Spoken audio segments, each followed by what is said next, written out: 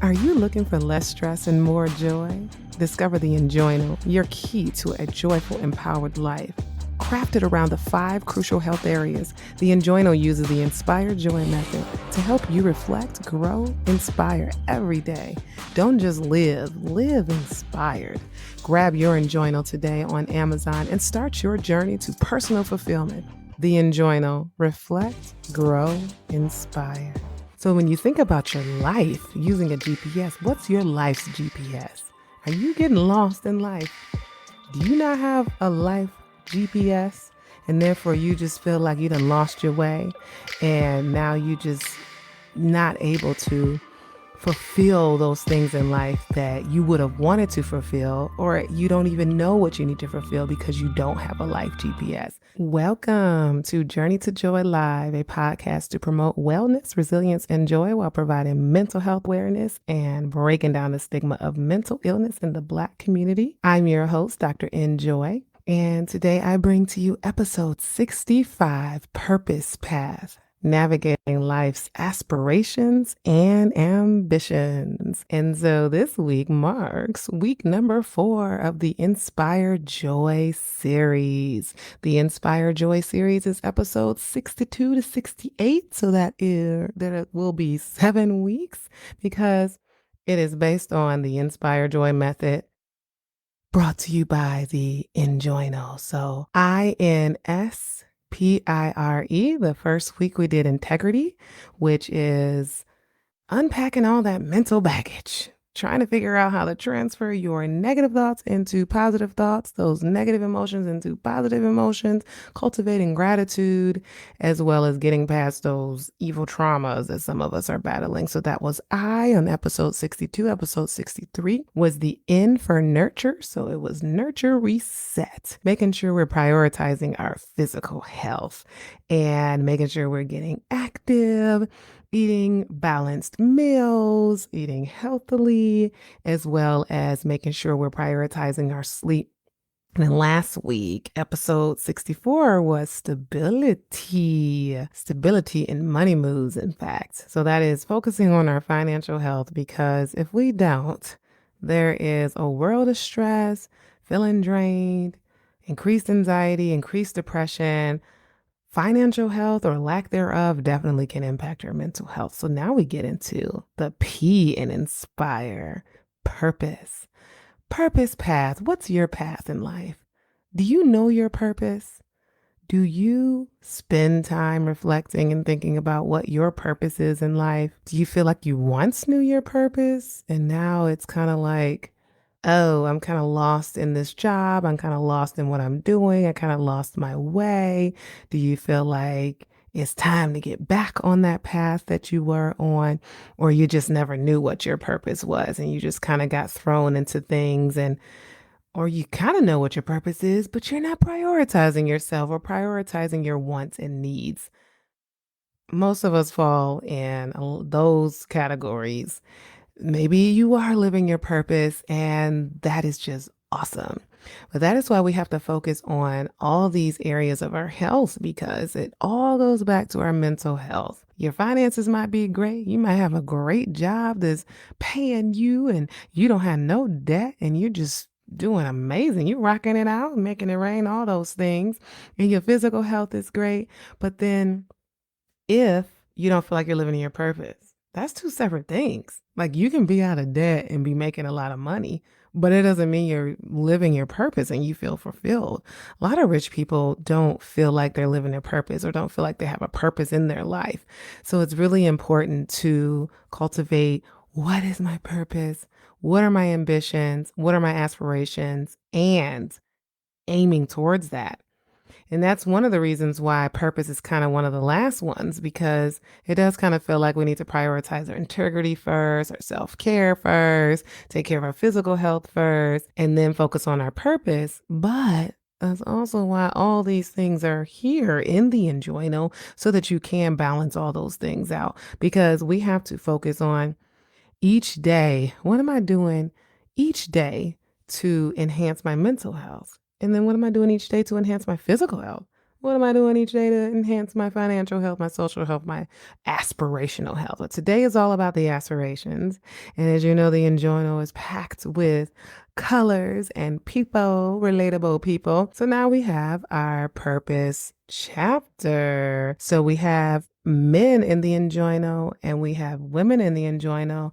And I put this wonderful, beautiful person to represent our Black LGBTQ plus individuals because we all can suffer from stress, lack of purpose, lack of finances, lack of all these things. And I just kind of wanted everybody to feel accepted in this book because I love working with everyone. So this book is for everyone. So, thinking about our purpose, why do we need a purpose? I mean, there's so many different analogies. I like to use analogies. I mean, if you're driving somewhere, and in Atlanta, I feel like I'm always using a GPS. But if you're driving somewhere these days, you usually are going to lock in your GPS to try to figure out how to get there. Because in this city, if you don't know where you're going and you don't have a plan or you don't have a GPS, you're going to get lost. You're going to end up somewhere and you're going to be late to where you're going. So that's why I'm always using the GPS. And even if I know how to get to where I'm going, I use the GPS anyway because maybe there's a better route. A nice good example is when I'm taking my kids to school. They go to private school, so it's not just up the street. It can take 25 minutes to get there in the summer, but it can take 40 minutes to get there during the regular school when all the school buses and all that are in the way. So I use a GPS no matter what. So I can know, is there traffic going down this normal route that I really like to take? Do I need to go another way? And that helps me get to where I need to go because I'm using the GPS and I'm not ending up late because I done dropped them off late and then everybody's late. Well, everybody's day is late. So when you think about your life using a GPS, what's your life's GPS? Are you getting lost in life? Do you not have a life GPS and therefore you just feel like you done lost your way and now you just not able to fulfill those things in life that you would have wanted to fulfill, or you don't even know what you need to fulfill because you don't have a life GPS. So it's definitely really important when you think about your purpose. How am I going to get through life? What am I going to do? And having a lack of purpose, like I said, it impacts your mental health. The more people who actually have a purpose, know their dreams, fulfilling their dreams, and living into their dreams, they are less likely to experience depression, less likely to experience stress, less likely to experience anxiety. So it's a positive impact when you focus on yourself, focus on what you should be doing, and reaping that mental reward of, yes, I'm doing that thing and I'm rocking it out.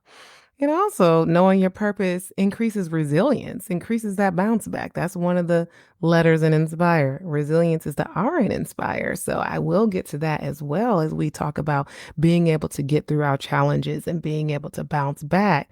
So knowing your purpose increases resilience because then you're like, oh, I met that challenge. I ran into that challenge, but I know what my purpose is. I see the end of the tunnel. I see that target. So I know where I need to be. And so I'm reading your comment. Thank you. Yes, indeed. I was feeling lost in life, but after rerouting my life, I'm back on track. Exactly.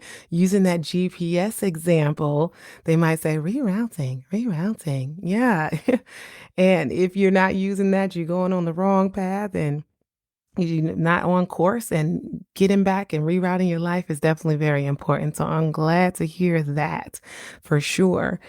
So, as I was saying, knowing your purpose increases resilience and increases your ability to get through those challenges. And I love sharing my story. A lot of people know my story, and I have mentioned it a bit on this podcast, but not to too much details because I was probably talking about something else. But hey, we're talking about purpose path, so we can talk about my purpose path. So, when I was 5, I got hit by a car, was walking to school with my sister who was 8. We weren't looking. I got it. And I always remember that as being a defining moment in my life where I wanted to be a doctor. I literally remember being in an ambulance and going to the doctor and seeing the doctors. I'm just like, ooh, they're taking care of me. And luckily, I didn't have any broken bones or anything. I just remember limping for 2 weeks straight and my mom having to like struggle to carry me. I was 5, so I guess I was heavy, but I remember that. But what came out of that was like, ooh, I want to be a doctor. I want to be a baby doctor. So that kind of forged the way of like my purpose early on. So initially it was easy because I'm like, oh, yeah, I'm gonna be a doctor. Oh, yeah, I'm gonna be a doctor. So in high school, I'm like, oh, yeah, let's do these science projects. Oh, yeah, honors. I'm making all A's. I was doing that thing. I'm like, oh, this is easy. Oh, yeah. But then college happened. I went to college and it wasn't so easy. It was not easy at all. I was in all A's in high school, like I said. I got my first D when I went to college. It was a D in biology. I remember I was majoring in biopsychology and I actually got a D in biopsychology. I'm like, what? So I ended up switching my major to psychology because I'm like, how am I going to have a D in what my major is? So I said, well, let me switch it to psychology, but I'm still pre-med. So I'm still going to go down this course of being pre-med and check these boxes off. And I remember taking physics and I got a C in physics. It was like all the science classes. I was just scoring low or getting low grades. And I was just going through the motions. I'm like, cool. My purpose is to be a doctor. So I'm going to just keep going through these motions. But one semester, I got a 1.9 GPA. And I'm trying to remember, that must have been chemistry and physics too, was what I was taking during that semester. But I remember like that was a really low point because it finally hit me. I was like, wait a minute, I'm taking all these classes and I'm not doing well in these sciences. Science is not cut out for me. And I remember journaling and literally saying to myself that I was too stupid for medical school. I remember saying that, obviously, lots of tears. What I say about the negative affirmations, they work. Negative thoughts work. So it worked. I felt awful. I said, okay, I can't go to medical school. So I remember actually at that point studying for the GRE because I was like, well, maybe medical school and the sciences aren't for me. Maybe I could do graduate school and get a psychology PhD and become a psychologist. So I was still like, okay, psychology, I like that. I can be a therapist still. But I'm spiritual. I'm a Christian. I was a part of the gospel chorale. And in that gospel chorale, University of Michigan, they love to prophesy. So I had a young pastor in my gospel chorale, and he looked at me and he said, Nina, you are going to medical school.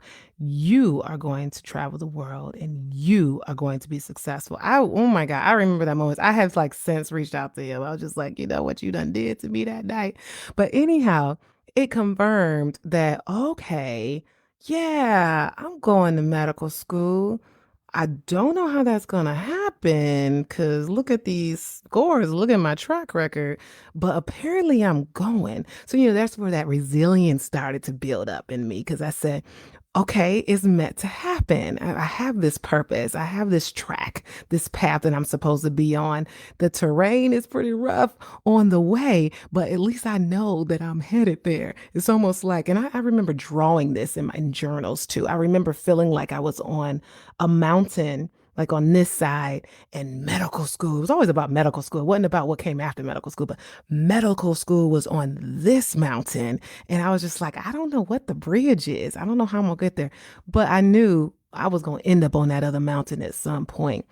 So I still decided to take a break and not do pre-med classes for the duration of college because it was just like, okay, too hard. I needed a break. So I finished college with a 2.7 GPA and I was like, okay, I know I can't get into medical school with that. So that's when I went to Wayne State and took some post-bac classes, 1 to 2 classes a semester for about 3 semesters just to boost my GPA.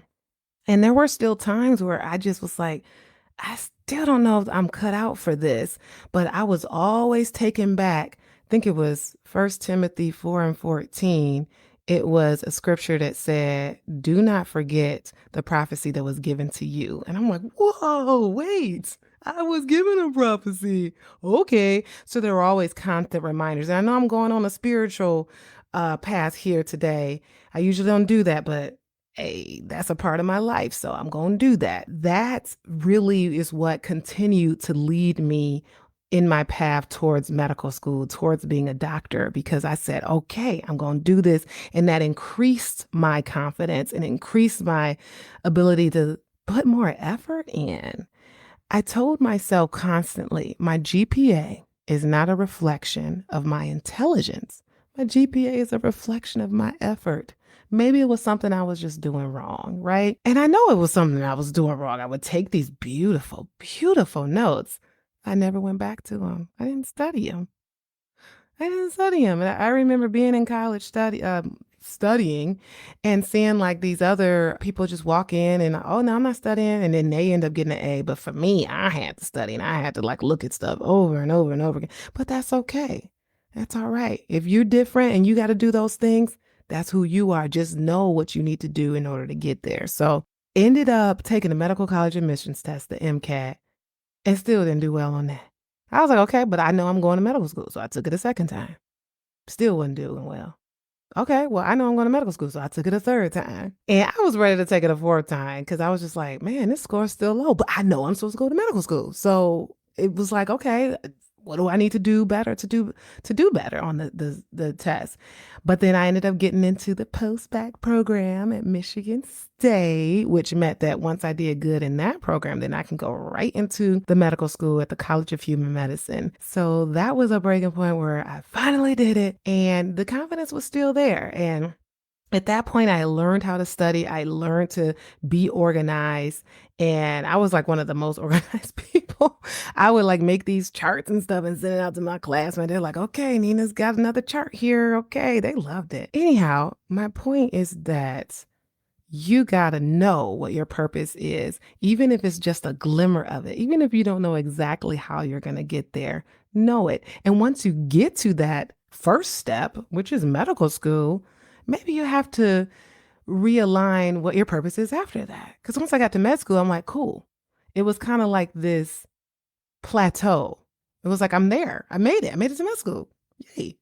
And I graduated and I mean, well, the next goal, sure. Okay. So I realigned my next path was like getting into residency and getting into the training program for pediatrics and psychiatry and all of that. But then once I graduated from residency, there was still this like kind of plateau of like, okay, I'm doing it. Okay. I think I felt not as fulfilled because at that point I was been so focused. And as Black women, we focus so much on our career where we don't end up focusing on our personal life. So I did my 20s was all about getting to med school. And during my 30s, I said, you know what? It's time. I got to get married. I want to have kids. I want to do these things. So you might refocus, your goals and your purpose based on that. And it doesn't mean that just because you want to get married, that it's just going to happen. Of course, you have to plan it out and plan your life as if it may not happen or, make things happen where you get to that. So like, obviously, you can't just get married without dating, right? So, whether you date online or date in person, those things you have to make plans for. So, how am I going to get married? How am I going to do those things? So, anyhow, that's how I spent my 30s, of course. Fast forward, I did meet my husband. I did get married. I did have kids. And still kind of feeling like not unfulfilled in my purpose. It was just like I felt like I wasn't aiming like too much higher because I was like, okay, I'm a doctor now. I did it. I got to that point. I'm helping people, but I didn't really have like extra aspirations on top of that, which was fine, until 2023, after I had my second baby, but third child, because I have a bonus child. And I said, you know what? I want to start my own business. And so I kind of feel like in my 40s has now started this path of just exploding and doing more and feeling freer and really branding myself and having my own brand. And now it's more of like, okay, well, what's the purpose of my business? Let's do a private practice. Ooh, let's do a podcast. And it's just been fun. And let's write a journal, so that's been a part of it. And then let's write another book. Let's do this and that. So your life doesn't just stop at that first goal. And so in this chapter on purpose, there are, of course, prompts and questions asking you about your purpose shift. As I mentioned a few weeks ago, each chapter has the word shift after it because we want to shift our emotions. So emotion shift, thought shift, purpose shifts. We want to shift into joy. So there are prompts for you. And like, okay, Dr. Minna, Dr. Enjoy, you talking about you knew since you were 5 that you wanted to be a doctor. How do I know what I want to do? That doesn't happen with everybody. I know it. Yeah, no, it doesn't happen with everybody. But that's why this is really good to go through these prompts. Discover your values. What are the top 5 values that are most important to you? So that's where it starts. Well, how do I know what I want to do? I've been a bank teller all my life. I've been working in sales all my life, whatever it is that you're working in and it feels mundane. Or I've been a lawyer. I've done that hard work and become a lawyer, but I hate it. There's people that feel that way, right? So, what do you value? What gives you joy? What makes you want to just keep doing it and not go to bed and hours and hours don't went by and you're just like, whoa, this feels good. I mean, as I said the other day, if your purpose is like to become a photographer and you're like, but that doesn't make money, how can I do it? I'm not telling you to leave your day job just yet, figure it out and make a plan. And also, if your day job has fantastic benefits and things are going great for it, maybe you do stay in that, but your purpose isn't just about your career and your job, but you're doing that purpose in another way, right? So that photography business you're still doing on the side, but you're still doing that thing that fulfills you while you stay in that other job. And then maybe once that thing kicks off that's on the side, maybe that does end up being that thing that you do. But it doesn't have to be that, oh, I have to have this huge career in order to feel like you're living your purpose. Your purpose could be in another way and not just in your career, if that makes sense. So there are people who live jobs, but they're fulfilling their purpose in other ways. And another prompt in here that I ask you to reflect on is reflecting on past joys. So thinking about your value, but also thinking about the last time you felt joy. What were you doing when you felt joy? Oh, I was at the zoo and I was looking at those zebras and this, that, and the other. Do you need to be a zookeeper? Do you want to be a parks keeper? Things like that. Just thinking about what brings you joy. Oh, every time I draw, getting it more into drawing, getting more into painting, or it's the arts, or you're creative, or it's being a content creator, digital, thinking about all those things. I mean, it doesn't just have to be that you do it for fun, but maybe there's a way to do it and also make money. So making a small business with that. People are creating small businesses left and right with what they enjoy doing. And then when you make a plan, you are able to make it successful. We all have to have a GPS. I mentioned that earlier. Getting a GPS and knowing how to navigate your way to wherever you're going. You don't want to get lost. So if you have a plan to change careers or change jobs or make your hobby into a small business, having a plan and spelling it out is extremely important so that it can be successful, because that would create stress if you feel like you fail. But again, knowing your purpose increases your resilience and letting you know that failure is just a part of the process.